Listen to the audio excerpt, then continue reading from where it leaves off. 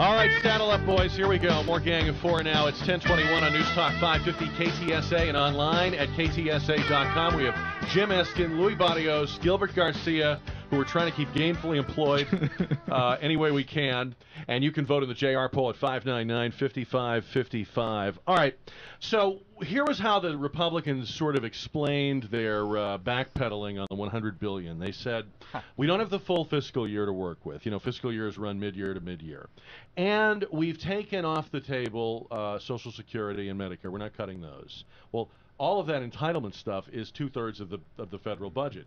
By the time they were done with all the stuff they took off the table, there was only about $500 billion of actual budget left. So yeah, to cut $100 billion out of the $500 billion would be fairly drastic. One of the things that they're arguing over, it seems to me, is whether defense spending should be on the table or off the table. This is a real problem for Republicans because obviously this party has long been defined as we're the ones that are strong on defense, we're the ones that stand up to our enemies, we're pro-military. Obviously most people in the military who have a party affiliation are Republican. I don't know about you, but it seems to me no matter how pro-military you are, our military is in dire need of cuts. Maybe not just anywhere, but there's got to be waste. There's got to be redundancy. We are stationing troops all over the world. I mean, how can you logically argue that that's off the table? And I think the fact that you had Robert Gates, with a history of working with Republican presidents, making that argument that the fiscal circumstances just require that we do this, I think it's going to put Republicans in a trickier position. They can't. I don't think they can say, well, this is Obama just being soft on defense or being weak when it comes to foreign affairs. I'm sure they'll make that argument, but I think Robert Gates gives his side a little more credibility, and I think it's going to be tough. I think over this year for Republicans, if they're going to say we have to take really a ruthless approach to budget cutting, it's going to be hard for them to make the case that defense spending is not part of that. How can you not at least say, Jim, look, we'll go back to fully funding the military at 2008 levels. Yeah. That was under George Bush. No dove when it came to the military. Why not? Well, to me, too, what is it? What's the mission? What do we need our military to accomplish? A perspective on December 7th, 1941 might be very different than what it is on January 7th, 2011. I think we have to take a look at what do we really want our military to do. Well, Louis, don't we want our military to be where it needs to be and to get out of all the places it doesn't need to be? I mean, I don't meet anybody who still believes we need tens of thousands of troops in Europe, or we need to be in Korea, or all of these far-flung bases with the mobility of today's military. What's the need for this? Well, like you were talking about the other day, that there'll always be a war going on because that's the way that money can be taken out of government and given to these big companies. So that's a challenge that we face. But absolutely, we want to be where we need to be and not where other people would like us to be for their own self-interest. Yeah. Well, so, you say, Gilbert, this puts the Republicans in a difficult position because there's Robert Gates with all that credibility. Isn't this actually a good position for Republicans to be in? Because now they can say, not only do the budgetary times require these cuts, but we're hearing those people in our party, we're listening to the Ron Paul wing, who are saying, why do we have to be the policeman of the whole world? What is the mission, as Jim is saying? Long term, do we really want permanent bases in Afghanistan, which they're talking about? Seems to me like this is the door they've been waiting to have open, right? Yeah, I think that you could look at it that way. I think for those who are determined to not touch the defense budget, it's going to put them in a bind. But I think for others, and it'll be interesting to see what we see with the freshman congressman coming in. I think it does give them an out in a sense. Can these newly elected members of Congress, who are in many cases coming in with no prior political experience, who are coming in on one of the clearest waves of this is exactly what people want from you and expect from you. I mean, their mission has been spelled out in detail by this Tea Party movement. Can they, Louis, resist I mean, you spend a lot of time in the corridors of power. You know how seductive that can be. You know what the enticements are. How are they going to resist becoming part of the problem in 2 or 4 or 6 years? Well, I'm a firm believer that the constituency needs to show up as well. I love to say that every politician is in a tug of war between special interest and the constituency. And if the constituency doesn't continuously show up, then special interest takes them wherever they want to. So it's a big responsibility for all of us voters, all of us citizens to be involved, but we can't afford not to be anymore. We actually give the politician political cover to do the right thing when we show up. When we don't show up, then special interest is happy to offer them all the carrots that they would be interested in having. Jim, do you want the Tea Party to continue to be on the scene, front and center, putting this pressure? Well, I'll pick. I think Louis has it exactly right. Ultimately, we just can't point at Washington and our elected representatives, but it's us.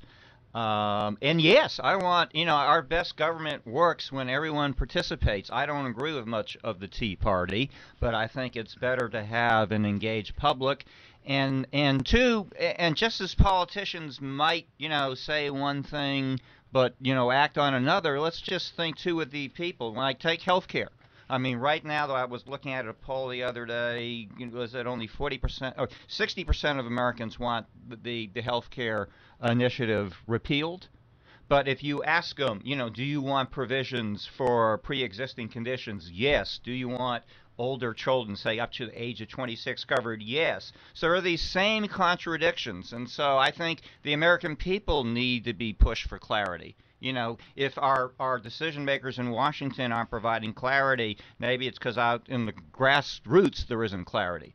All right, so we can't have our cake and eat it too, is what you're saying, Marie Antoinette? Yes. All right. All right, 1028 on KTSA. It's Gang of Four for a Friday morning. All right, this is what we're asking on the JR poll today.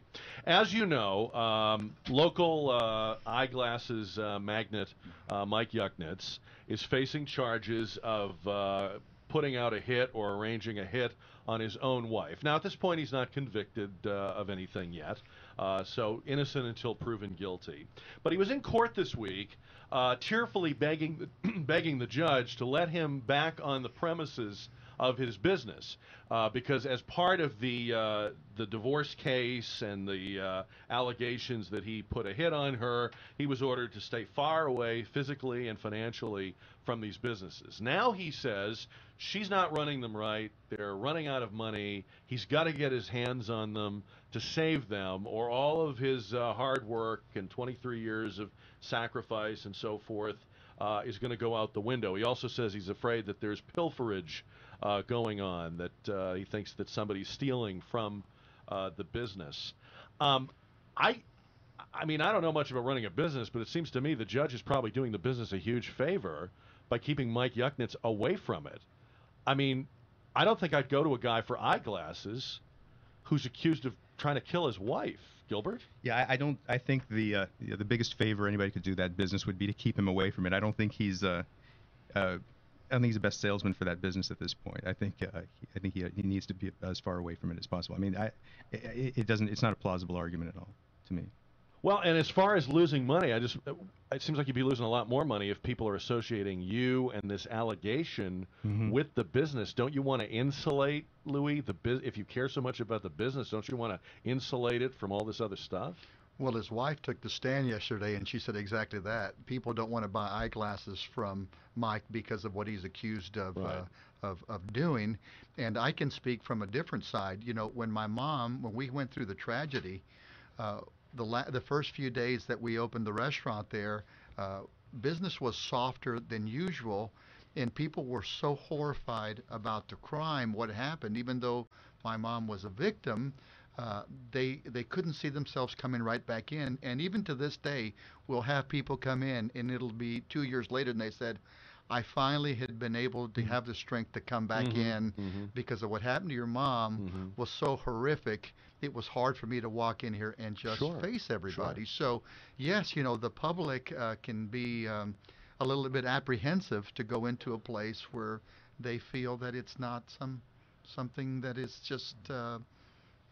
And I continue to marvel at this. Some people might say I'm obsessed, but I've never seen anybody who was his own worst enemy in terms of image more than this guy. Did you see him on the stand yesterday? I mean, it's frightening. It looks like a Halloween outfit. I mean, don't you try? I mean, I know you can't be too obvious because then people take offense the other way if you attempt to present a false facade. But don't you at least try to clean up and tidy up and look a little more respectable? I mean, your life is on the line here, Jim. I mean, don't you try to put a better face forward than this? Yeah.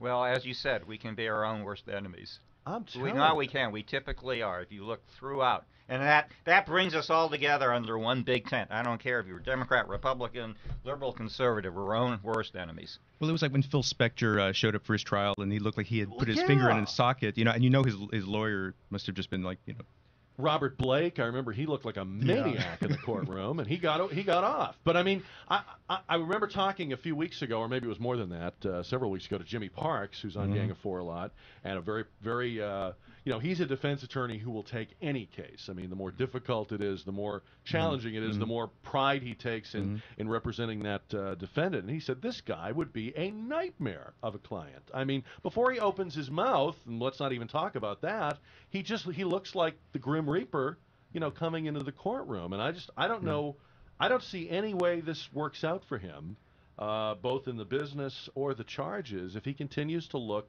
like a Halloween outfit. Hey, Jack, do you think that his initial success was because of that odd look, or because of the $39.95 price on the eyeglasses? We had him on this show, I'm sorry to say, one time to talk about his business acumen. Not my finest judgment call, as it turns out. He really seemed to believe that his imagery was more a part of his success than I would think. I think I'm with you that $39.95 eyeglasses would kind of sell themselves for me. I don't think I'd have to even show up in the ad. I just put that on the screen and let it sit there. But he truly believed in his image as a marketing tactic. But again, it's a big stretch to go from being somebody who's just trying to get attention, which is hard to do. I mean, you've got to practically set yourself on fire to get attention in the media world, versus now you're in a courtroom, you're taking an oath, it's very serious, those jurors are really looking you over, and you're coming in with this Kid Rock, reject outfit. That I don't get it. I mean, how about a $39.95 haircut? All right. So anyway, we're asking people today on the JR poll, you'll be amused to know, with the hitman allegations against Mike Yucknitz, would you go to him for eyeglasses? If he gets back in there and gets his hands on this business, would you trust your eyes to Mike Yucknitz? I wouldn't say, it's to help you shoot straight. Okay, yeah, there you go. All right, very good. Thank you, Jim. 599-5555, one way to vote in the JR poll. You can also, of course, friend me on Facebook, get the poll there, or go to the Jack Riccardi page of KTSA.com, where the JR poll is powered by Womack Chevrolet. A story in the news this morning about a 64-year-old woman who was in her home with her 82-year-old husband, a high-end neighborhood. They hear broken glass and loud noise, and they confront a couple of guys breaking through their sliding glass door. She shoots and kills the intruder right there. And I'm sure this is very upsetting, and the neighborhood is shaken up. So it's probably easy for me to say this from some distance, but I like stories like this. I am glad that there are people taking some responsibility for their own property and not just asking where were the police, or are there enough police, or when are we going to do something about this, because part of the equation has to be people defending their own homes and defending their own property, Louis. No, I agree. And if somebody does not feel comfortable owning a gun, I've heard of people getting the wasp spray, hornet spray, keeping it by their bed. When somebody breaks in, hitting them in the eyes with the wasp spray to give them time to get away. So, yes, you have to defend yourself one way or the other. I mean, you're not going to get any argument from me on that one. Kathleen Carter, 64, member of the Daughters of the Republic of Texas, a direct descendant of the last signer of the Texas Declaration of Independence. I mean, Gilbert, does the story get any more Texas than this? I mean, this you know, is, firearms to,